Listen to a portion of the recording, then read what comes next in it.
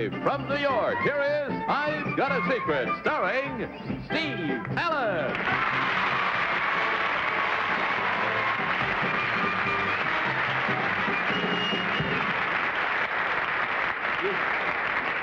Thank you very much. Good evening. Welcome once again indeed to I've Got a Secret. Now that you've met Miss America, and you'll meet her soon again, let's meet the beauties on our panel. First, there's beautiful Betsy Palmer. Next, beautiful Bill Cullen. And beautiful Bess Meyerson. And Mr. Universe himself, beautiful Henry Monk.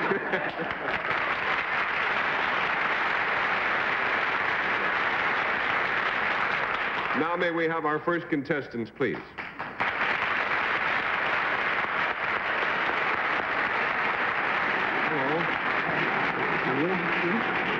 Nice to have you folks with us. Just make yourselves comfortable and tell us your names and where you're from. We are Mr.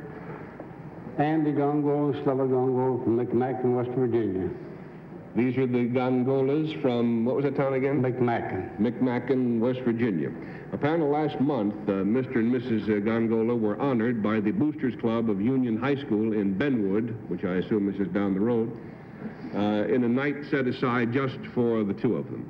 They were given a color television set in appreciation of their more than 20 years of devotion in moving microphones. And I'm just kidding, it's all right. Their 20 years of devotion and loyal support of the football team. So, Mr. and Mrs. Gongola, will you whisper to me just why you were honored by the high school? Very interesting indeed. There's a little bit more to it. Remarkable.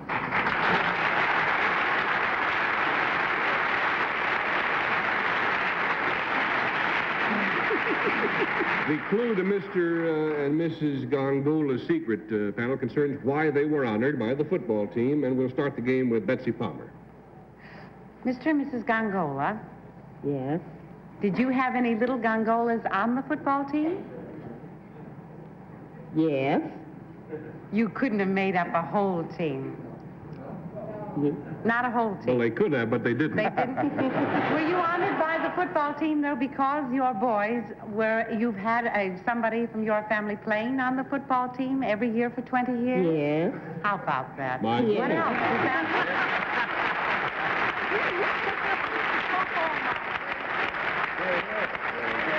It's going to be a short show tonight, folks. We could quibble about, whether it's 20 or 21 or 22 or 23, but you've substantially gotten it. Their loyal support, as Betsy has figured out, consists of having one or more of their sons on the football team, as we've told you, for the past 23 years. An amazing story. Now, next season, for the first time in these 23 years, since 1943, that is, there won't be a single Gongola on the football team. And the day set aside to honor Mr. and Mrs. Gongola was on the final game of this past season, when their youngest son played his last game. I'd like you to meet that young man right now. He was the star fullback for the class of '66, Herman Gongola. Here he is.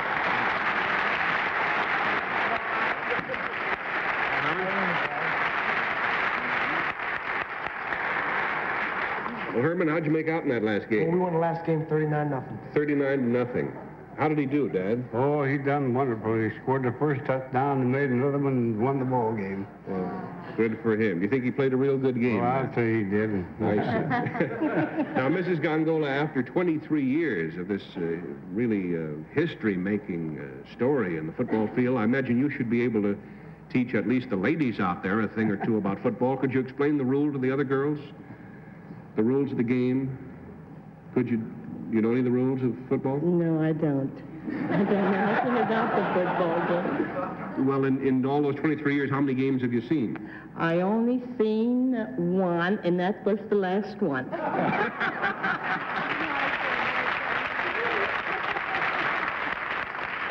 Mr. Gongola, I guess you're the guy that went to the game everywhere. How many games have you seen in all those years? Two. 2 games?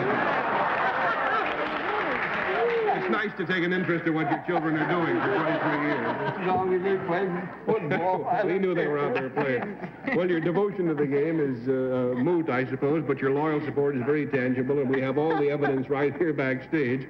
So I'd like you to meet now, in addition to Herman, all the other sons that you folks have contributed to the game. Here representing the class of '63 at left halfback, their son Frank.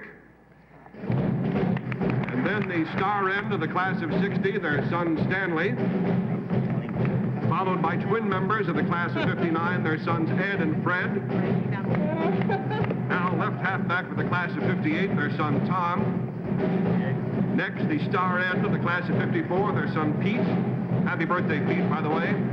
The class of 53's famed fullback, their son John. The class of 51's tackle, their son Vic. Left halfback of the class of 49, their son Anthony.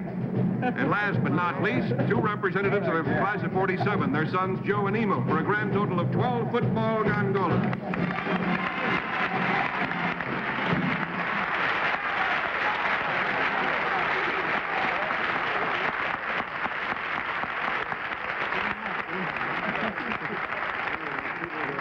And now, panel, we're going to throw you the ball and see if you can run through it. Are there any girls in this family? No. ma'am. Not one girl. Not You're the only one one. girl. Isn't that nice? My. What would she do if she was one girl? Say, fellas, which one of all of you, and I know you all play great ball, but which one of you would you say was the best player? That's your brotherly love. Well, all sports fans love statistics. I'm always not sure why, but they are interesting, I think, so I'll give you a few right now. The Gongola fellas represent 45 years of football service, in which they won 31 letters. But they didn't only play football. How many of you fellas played baseball? Put up your hands, would you? Look at that. They won 37 letters in baseball. Now, how many of you played basketball? And they won 14 letters in basketball for a grand family total of 82 letters in sports. Isn't that something?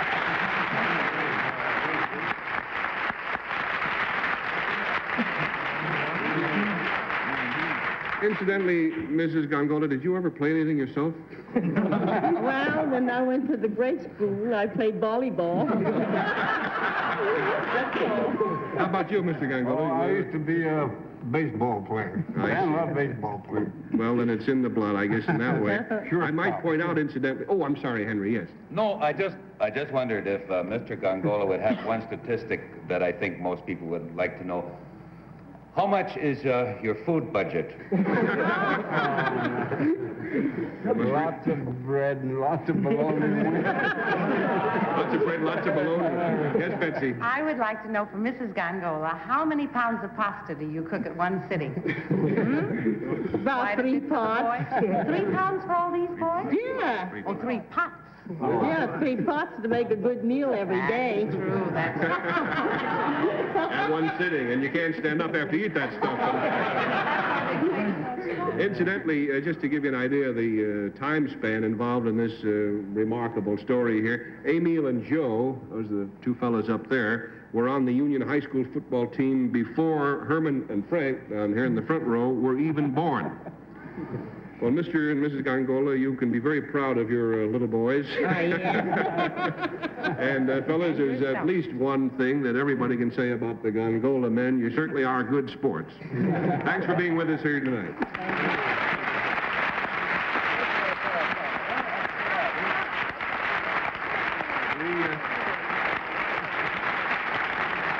We'll be back to meet the lovely Miss America very shortly now, but first, here's something for you.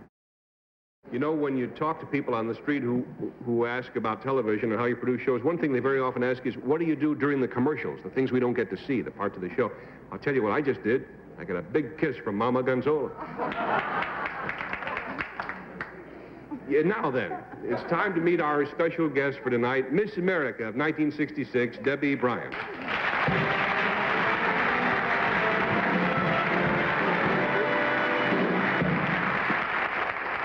Did I say Gonzola? Gongola. Well, it was such a kiss, the name just went right out of my mind. That's well, Debbie, it seems to me that when you won your crown, you also became one of the busiest people on earth, or in the country at any event. Is that right? That's right. We're busy about every day. If we're not appearing, well, then we're traveling from one place to another. I see. Specifically, what kind of things have you been doing? I've been appearing at state fairs and auto shows and doing fashion shows. I even opened an electronics plant in Bowling Green, Kentucky. You participated in the opening? That's right. I planted a tree. My good. I thought maybe you opened your own electronics plant. Even that could happen for a young lady as bright as you are. Now, how do you keep going at that fantastic rate every day without showing any wear and tear? Well, I hope I don't, but I try to get to sleep every night real early. Isn't that a tragedy, fellas? The most beautiful girl in the country, and she goes to bed early every night. It's a great tragedy. Well, sir, when she won the Miss America contest, she was awarded all kinds of prizes, as you folks know, clothes and scholarships, and also the opportunity to earn money, quite a bit of money. Now, we've discovered that Debbie was using part of these earnings for a very special project, and when we heard about it, it struck us as being interesting, amusing, and nice. So, Debbie, if you'll whisper the details to me, we'll show the people at home just what you are doing, how you are using some of those earnings, I should say, as Miss America. Most interesting.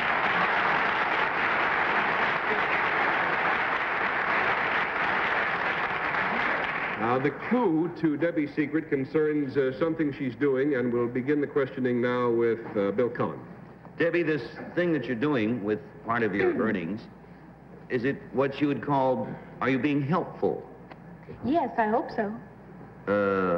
to people other than yourself, of course? That's right. Does it have anything to do with children, No, it doesn't. adults, Yes. of both sexes? No. Well, there's a little unwarranted assumption in the form of your question, Bill, but we'll let that yes stand. Yes, what? Which yes? My unwarranted assumption, oh yes. I don't know. Does it have to do with ladies, Debbie? Yes. And you help them in a way? Yes. The unwarranted, $20 down, the unwarranted assumption, which I'll help you out with right away, is that you're dealing in a plural and you have no right to do so. How do you like that for a big hint? Bess? He was dealing in a plural when he said, the only plural word he said was sexes. No, ladies. Oh, He ladies. said ladies and people and words like that. I see. Well, does it have to do with, it does have to do with a group of women, are we right? No. One. I see. I didn't understand it. One person. Is this person related to you? Yes. Is she older than you are? Yes. Is she mother? Yes, she is. Oh. Now you're doing something that's delightful, interesting. Very good, Bess. and $40 down. Henry? But, You're all confused. ho, ho, ho! Haven't used my glasses in years. What a mistake. You go to bed early, you'll look like this. Well, actually, we don't want it to end up as a... You, spending money on your mother? Yes. Isn't that adorable? Are you sending her to school? Yes. Yes.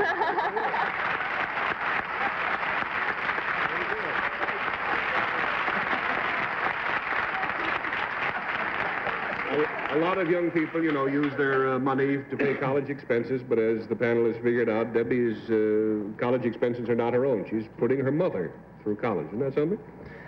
Debbie, how's your mother doing in school, if I may ask what may be an embarrassing question? I haven't gotten any report cards yet, but I'm waiting. Sounds like a kind of an idea for a situation comedy, you know? Well, I know we'd all like to meet Debbie's mother right now, Mrs. Irene Bryant. She's a senior at the University of Missouri in Kansas City, and here she is.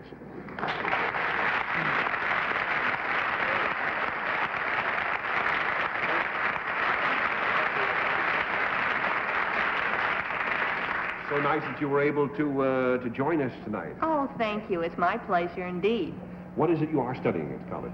I am majoring in education, elementary education. This is my senior year. I imagine your life has changed quite a bit, too, hasn't it, since Debbie became Miss America? Oh, it has indeed. It has become quite busy and a little hectic. I see. What are your plans, Debbie, for next year? I'll be returning to the University of Kansas, and I'll be in pre-med. Going to be a doctor. That's right. I hope to become a pediatrician and treat little children. Well, good for you. Mrs. Bryant, what about you? Well, if I hold out, I plan to get my master's in speech pathology. I want to help children who have speech impediments. Well, you know, you're both not only very attractive and very bright and very charming, but you're a wonderful example, and we're very pleased to have had you with us tonight. Thank you so much. Thank you.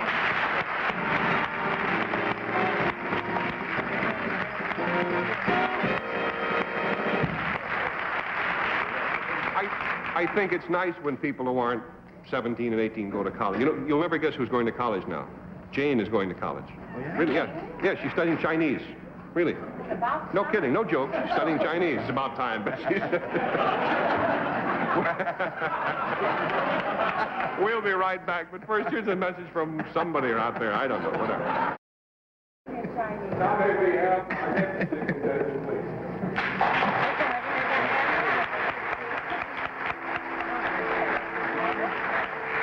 Panel, I'm sure you all know Norman Paris, our esteemed musical director. Well, Norman is here. Norman is here with us, not only because he's always here with us, but because he also has a secret for us tonight. Isn't that sneaky? So, Norman, if you will whisper the secret to me, we'll show the audience at home just what it is.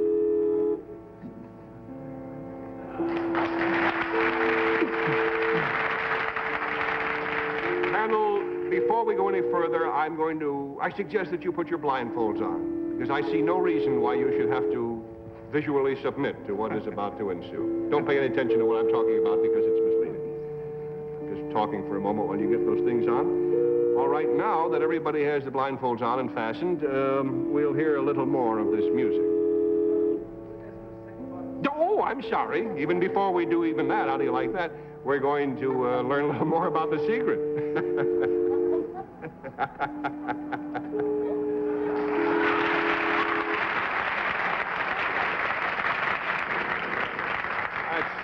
It's a funny thing. Jane's learning Chinese, and I'm forgetting how to speak English. But now, if you please, some more of the music. What happened there?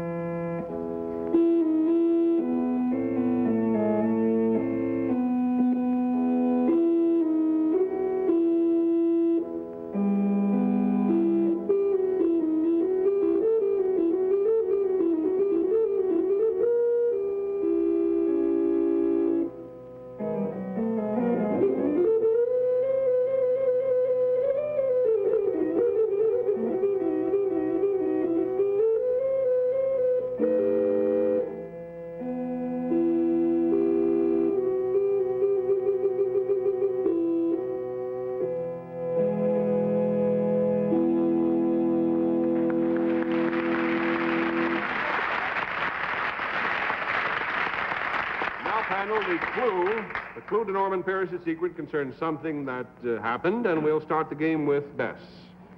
Norman? Yes? It's an unusual sound. Is that, we couldn't see the keyboard. Were you playing it when our blindfolds were off as well?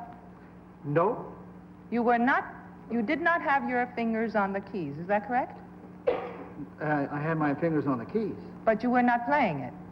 I was playing. You said you weren't. Well, I think the best answer to give you in terms of how you mean the question, Bess, is no. No. No, I wasn't playing. All right, now just...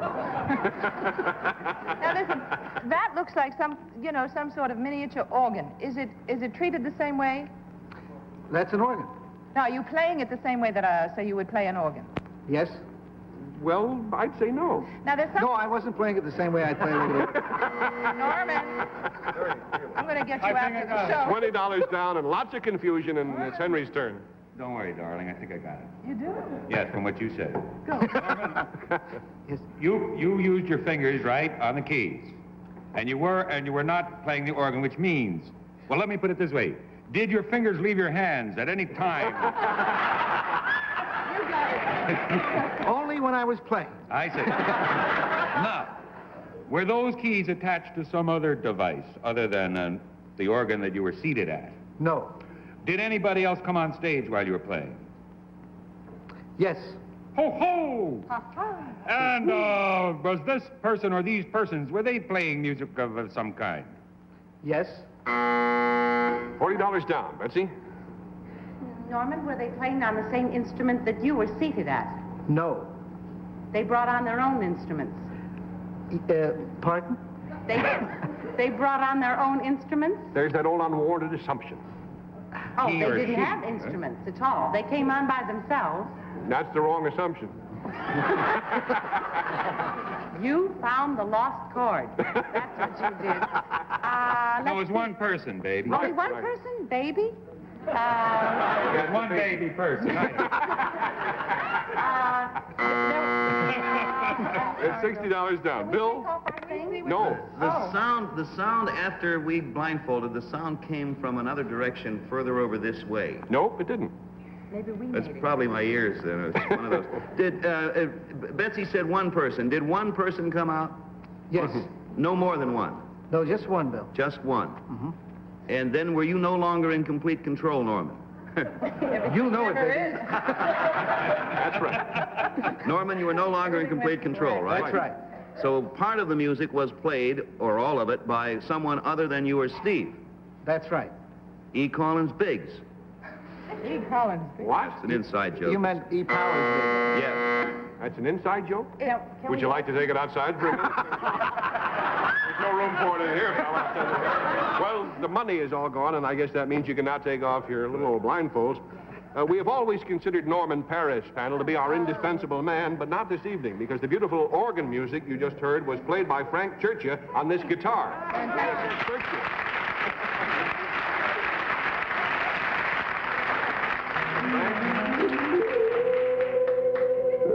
Oh, Henry, you can come out now. Henry. I no longer care.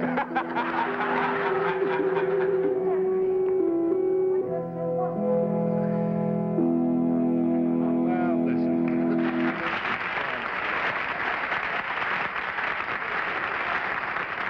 Panel, this instrument is a brand new invention called the Vox, V-O-X, guitar organ, and it's not yet on the market, but as a matter of fact, this is the only one in existence at the moment, and we brought it over, I should say, all the way from England just to show it to you, and we're going to introduce now the man responsible for developing it, Mr. Dick Denny. Here he is.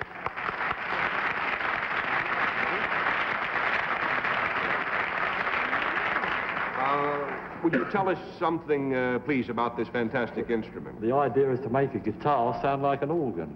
Well, you certainly did that. As generators inside, which, as you press the notes down, it makes electrical contact.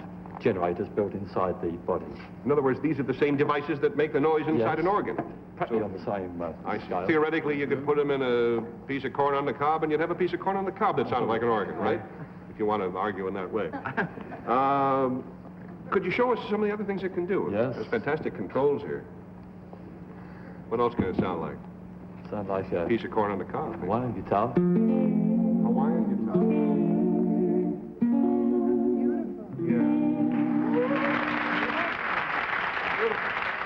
The other one is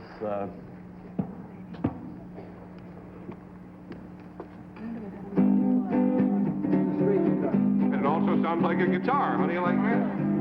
a bit fed up doing that, though. One hand. One hand. Is it strumming all by itself? Way down upon the Swanee River, far, far away. Wait a minute, hold the phone here. Is it singing by itself?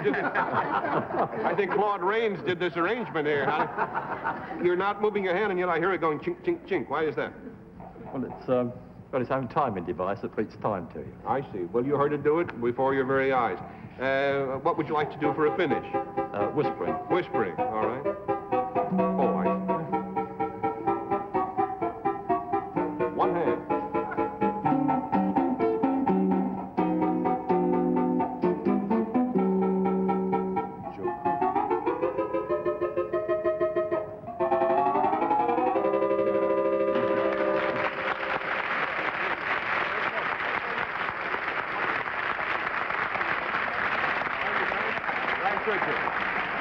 We'll be back briefly. We pause now for this. Here, wait. I got it. Look. Yes, Henry. Yeah, that guitar. Who makes that? Well, it's made by the Vox people over across the ocean, as they say. But it's distributed in this country, or will be, by the Thomas Organ people, who are evidently trying to put themselves out of business. Any other things that sound like organs? How expensive would it be, something like It that? runs from $600 to $800. You can't get electrocuted playing it, can you? No, you pull out the I'm sure that Thomas Don't Organ play it in the Company bathtub. will be thrilled to have heard that question at this time all over America. Hey, good night, everybody. Now back to our organ music.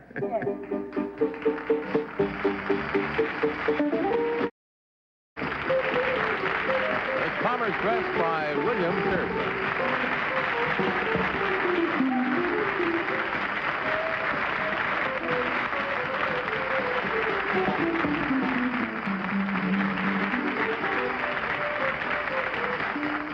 Hazel almost spoils another business deal for a boss by hassling with the client of her wealthy client. Shirley Booth stars as Hazel in this color comedy later tonight.